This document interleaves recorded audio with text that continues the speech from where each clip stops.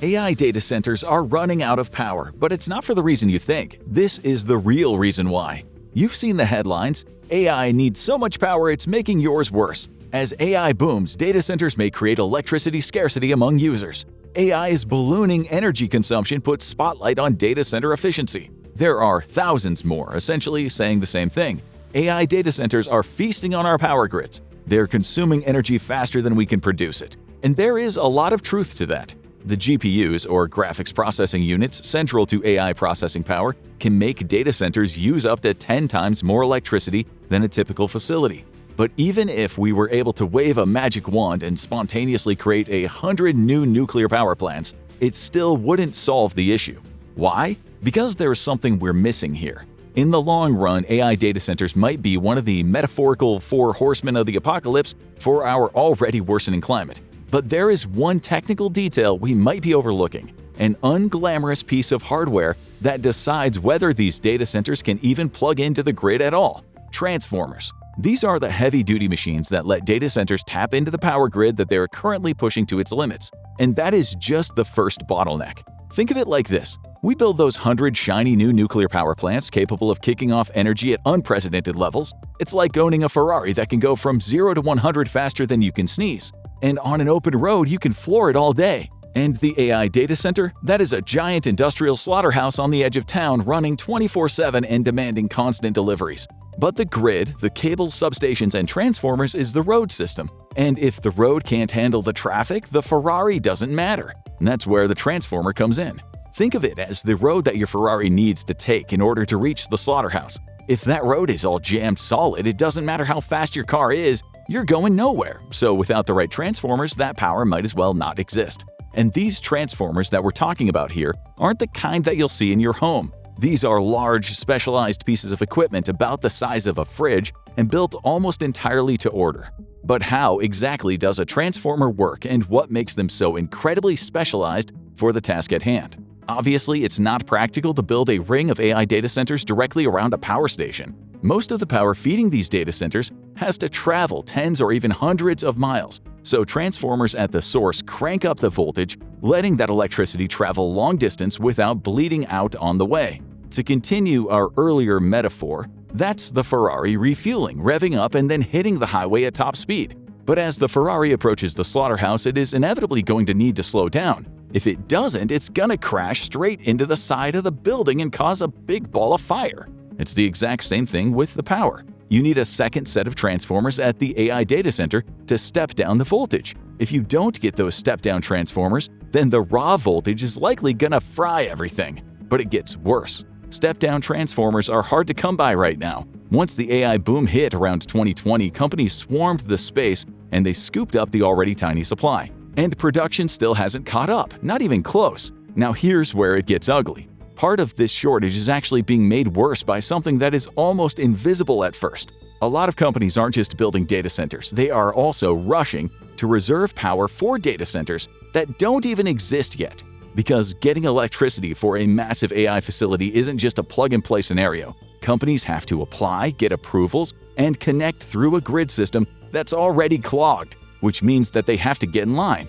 And that line is brutal. So companies are booking capacity early and often booking way more than they actually need right now, all just to hold their place. Not because they're definitely going to use it, but because if they don't reserve it, someone else will. This creates what's basically a phantom congestion.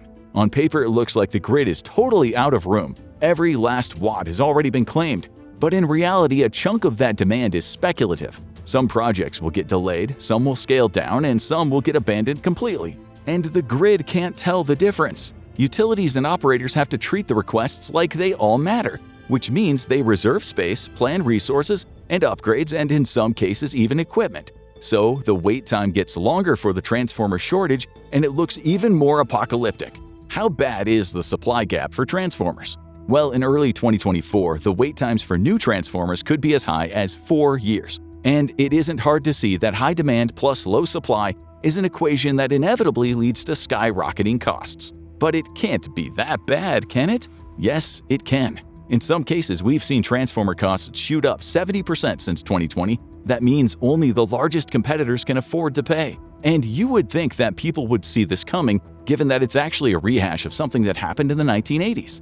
The American power grid as we know it today was first built back in the 60s and 70s. The American transformer industry was booming, but in the 1980s, U.S. manufacturing got carved up and shipped overseas. The country ended up relying on foreign producers for roughly 80% of its transformer supply, mainly Mexico and China. But it's not just the manufacturing of transformers that presents a roadblock for the energy demands of all these data centers. It's also the base materials needed to build the transformers in the first place: copper and electrical steel. And the price of both of those doubled between 2020 and 2024. That means more expensive components, more expensive manufacturing, and more expensive products. So how many companies in the US can even make this stuff? One, AK Steel. And one company with a wide range of products is not in a position to totally drop everything and devote all their time and resources to the transformer issue. Even if they did, they still might not be able to keep up with the insane demand.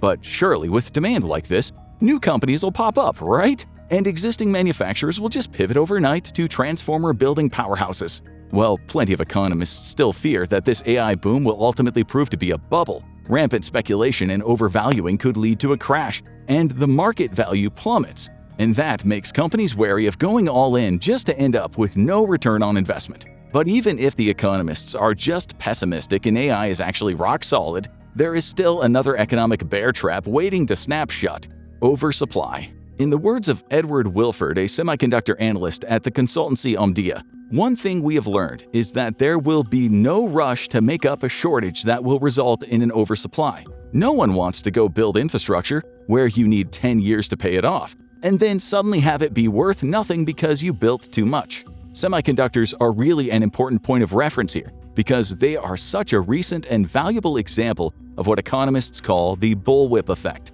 During the COVID pandemic, people needed semiconductors, much like the transformers the AI data centers need today. They're a crucial component of a wide range of tech. The demand seemed like blood in the water to a bunch of companies that were eager to cash in on the scarcity. So they ramped up production of semiconductors across the board. By the time that these massive investments in upscaling production bore fruit, nobody was hungry for it. The demand had collapsed to levels that could never justify the new investment in the oversupply, whipping forward and then cracking back just like a bullwhip.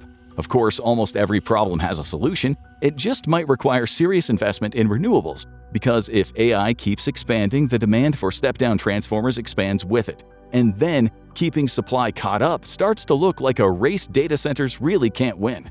But all of this raises a question nobody wants to answer. Does this meaningfully solve the larger issues of the power required to run the AI industry? Or are we really just kicking the can down the road? At this point, we are multiple years into predictions that AI data centers could be consuming levels of power previously only consumed by cities. At that point, it's not just about electricity anymore, it's about real estate. Because these data center campuses keep getting bigger, and where there's energy, there's heat. If they overheat, they shut down. To solve this issue, it's going to take massive amounts of water, and we don't exactly have an unlimited supply. Eventually, that raises an ugly question: who gets priority, AI data centers or actual people? It's also worth bearing in mind that without major modernization efforts, some estimates suggest the strain on the American power grid could drive costs of $150 billion per annum for American businesses. And if AI expansion keeps accelerating, that number probably isn't going down. But it seems for now, the AI industry is content to kick the can down the road until the next set of problems needs to be actively confronted. The problem is, with the cost of living and the global temperature seeming to keep rising to untenable levels, at some point we need to ask ourselves what happens when we completely run out of road. Now go check out why a global power outage will kill you faster than World War III, or watch this instead.